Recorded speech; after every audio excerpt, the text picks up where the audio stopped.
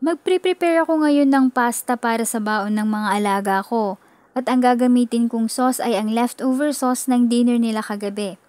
So ganito lang ang ginagawa ko guys, tinatansya ko na sa kanilang baunan kung gaano karami ang lulutuin kong pasta. Magpapainit ako ng tubig at papakuluan ko ang pasta hanggang sa lumambot. Tandaan na ang pagluluto ng pasta ay nakadepende sa klase at brand nito kaya ugaliing magbasa at sundin ang instructions na nakasulat sa pakete.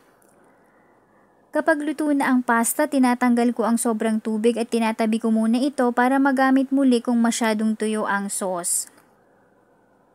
Ilalagay ko na ngayon ang sauce para pakuluan at kapag masyadong dry ang sauce, pwede mo itong dagdagan ng tubig mula sa pinagpakuluan ng pasta. At ayan na nga guys, ready na ang ating pasta para ilagay sa baunan ng mga bata. Sana may napulot kayong idea sa video na to. See you ulit sa susunod nating video.